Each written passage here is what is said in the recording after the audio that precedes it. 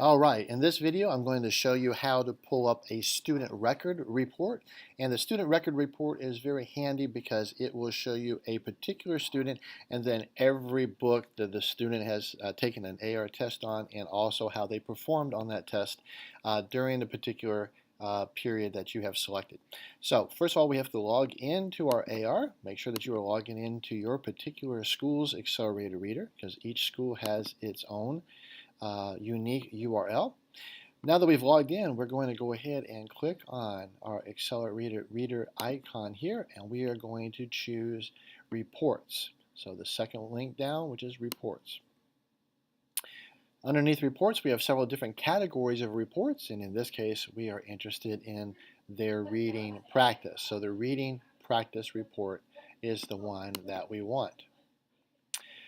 Underneath reading practice, we have multiple choices of reports, and the one that we are most interested in for this video is going to be the student record. The student record shows individual student performance on each test. So that can be very, very handy. So we're going to go ahead and choose student record. More than likely, your classroom will be automatically populated here. Mine does not because I'm an administrator of AR, so I'm going to go ahead and select a teacher's classroom. There.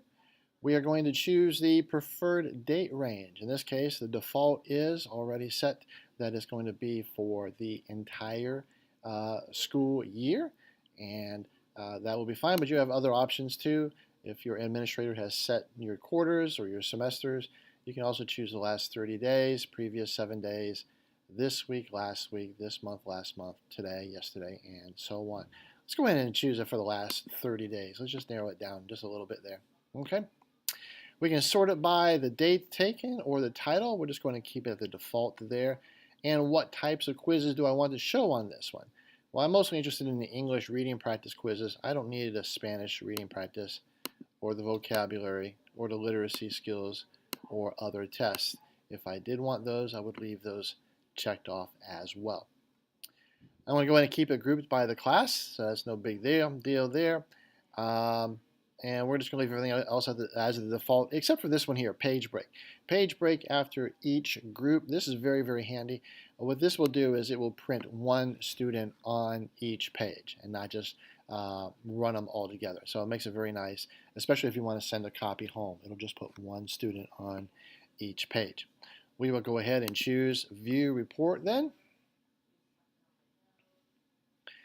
It will take a moment there to generate, and then lo and behold, we see that each student is there by themselves, and it tells us the books that they have taken a test on, whether it's fiction or nonfiction, also how many questions they got correct out of how many questions that were available, the percentage, and how many points that they earned, as well as how many points were available, and then the approximate reading level of that particular book. So that's a very handy report to have if you need to know every single book title and how the child did on that particular test.